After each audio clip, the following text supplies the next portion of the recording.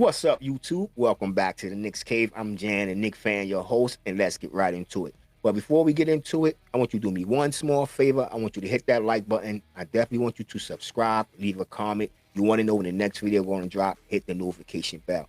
Well, the New York Knicks is on a 5-game winning streak. We got the Boston Celtics coming into the Garden tonight, and I think this should be a victory. That's just my opinion. I'm always biased when it comes to the New York Knicks, no matter how well we do. I have a slogan I like to say sometimes. I haven't said it in a while, but I'm going to say it right now just so a lot of y'all can get used to it. No matter win or lose, the New York Knicks is the team I choose. Now, with that being said, let's get right into the video, to the thick of things. The Knicks have gone 5-8 against their division opponents. We're fifth, and I know the records might say six, but then with the Nets losing, that actually put us statistically in fifth place. I don't know why they have the Nets above us. I'm just throwing that out there. But we are in fifth place. The Celtics have gone 27-12 against Eastern Conference. So right now, if you look at that, you would say that the Celtics have an upper hand. But the New York Knicks have been scoring 114 points while shooting 46% from the field. They're holding their opponents down to 109 points per game. So I think we should come out victorious, especially the way the defense is playing, especially the way Randall has adjusted on the defense, and actually the way Randall been playing his last two games. I'm going to get to that in a minute. But what I really like to talk about is what the New York Knicks have to do. Like I said, Jaylen Brown will not be playing tonight. Cody White is a game time decision, actually. But if he does play, the New York Knicks have to find a way to hold him down and Malcolm Brogdon. We can't let these two players get hot and take another level in their game. We all know what Jason Tatum is going to be capable of. Capable. The reason I say capable because, like I said early on, he can be inconsistent at times. He's coming off a pretty decent game, but I think the New York Knicks will be able, especially without Jaylen Brown being in the lineup tonight, to come away with the victory. And my reasons are, we need R.J. Barrett. First, we need to talk about Julius Randle. Then I'm going to jump right back into R.J. Barrett real quick. In the last two games, Julius Randle has been on a tear, more than 2 games to be real. But, just coming off the All-Star break, the man looking like he's playing to be an All-Star, like the All-Star haven't even happened in his last 2 games.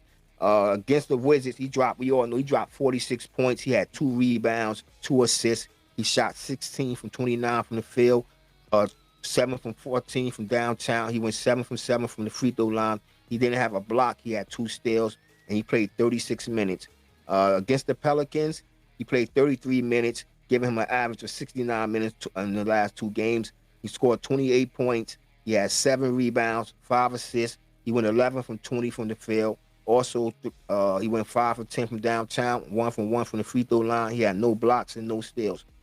If you ask me, we used to get on Julius Randle about his inefficiency, the way he put up shots and not score, or his attitude. But like I said, the man have been playing like he's looking like the All-Star break haven't even come, and he's trying to make the All-Star. He's continuing from where he left off. And one thing I want to say, that's for like, throughout all my videos, even when I complained about Julius Randle, I still said the New York Knicks need him. I still said he was a very important part to our team. And a lot of people was just talking about we need to trade Julius Randle. And other than this channel, I know y'all seen a lot of other channels, and everybody was talking about the New York Knicks have to get rid of Julius Randle. The Knicks have to get Julius. That's all you heard was we have to get rid of Julius Randle.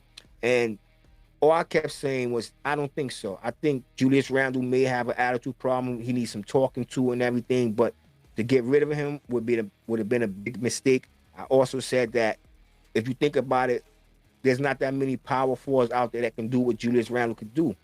And once we paired them with Jalen Brunson been off a couple of nights, but I'm not really worried about Jalen Brunson that much, because he always seems to make a timely basket. No matter how he plays in the game, if you're having an off or a good shooting night, he usually always make a timely basket or get that assist.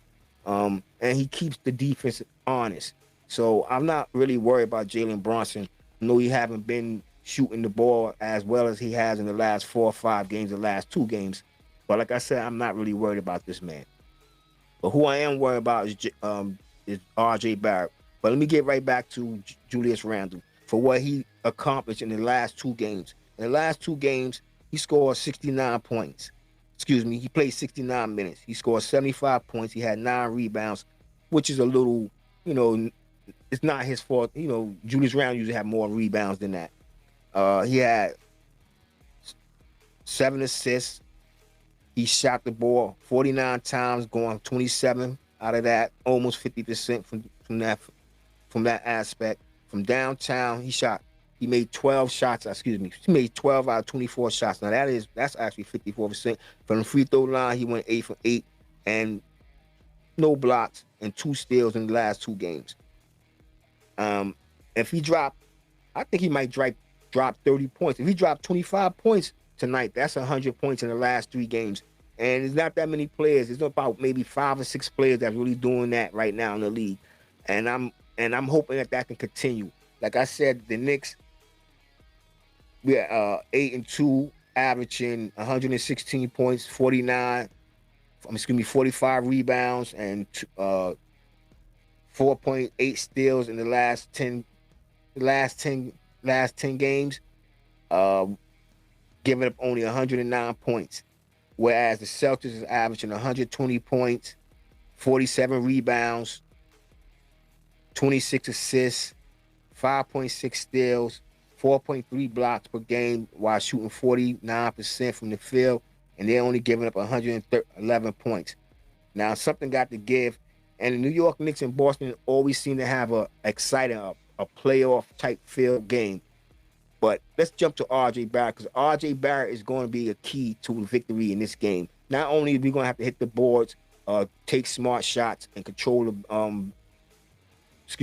boards and take smart shots and not turn the ball over. The Knicks have been doing a real good job lately in that department, not turning the ball over. Now, R.J. Barrett, I know we all see him. He has been in the slump in the last 8-9 games. But the last 2 games, one would say he's kind of breaking out of that slump. But he is having costly turnovers at the weirdest moments, if you ask me. But in his last game against the Wizards, he had 14 points. He played 28 minutes. He had 2 rebounds, 3 assists. He shot 5 from 10 from the field, which I find very efficient. He went 1 for 2 from downtown. That means he wasn't forcing the threes as he did lately and later back in the season. He went 3 for 4 from the free throw line. He had 1 block and 1 steal. That game against the Pelicans, he played 29 minutes. He had 25 points. He had 4 rebounds, 7 assists. He shot 8 for 13 from the field. He went 4 for 7 from downtown, 5 for 5 from the free throw line. He still had no blocks, no steals. Altogether, he played in the last 2 games. He played 57 minutes, and that's because Tibbs is starting to use my man Josh Hart more down in the stretch in the fourth quarter. Him and Quickly is getting a bulk of playing time, and RJ is riding the bench. And if RJ can put up another 25, 27-point game like this, I think Tibbs might leave him in. But I don't know. I'm gonna be honest, because the defense that Hart bring at the end of the game is what we really need. RJ Barrett sometimes seems to lose concentration, let his man always slip into the corner or get a backdoor play. So we're going to see what happened with RJ Barrett. And let me continue. RJ Barrett, in the last 2 games, like I said, altogether 57 minutes. He had 39 points, 6 rebounds, 10 assists. He shot 13 for 26, 50% in the last 2 games of your average. He went 5 for 9 from downtown, 8 from 9 from the free throw line. He had 1 block and 1 steal. But we're going to need RJ Barrett to step up his game. If not step up his game, at least put up 19, 17 points, be more awareful on defense. And if he's either on Brogdon or White, he got to play defense and pay attention and be aware of what his man and where his man is at and what his man is doing. Like I said, I'm not really worried about Jalen Brunson, because Jalen Brunson can really hold his own. He's just gonna have to go out there and keep the guys in line the way that Julius Randle been playing. Yo, it's a thing of beauty. We have to sit back and just start giving the man his props. And I'm not a type of person that's going to be on the fence and say, "Oh, you trash," and then turn around and be like, "Oh, yeah, you the greatest." No, the whole time Julius Randle was going through his little, whatever you want to call it, I was calling him out for it. But you never once heard me say we should trade him. Never once. Never once. And there's a lot of guys right now, there's a lot of channels eating crow. And I'm not throwing shots, but I'm just trying to say how fickle Knicks fans and the people who's supposed to be supporting them can be.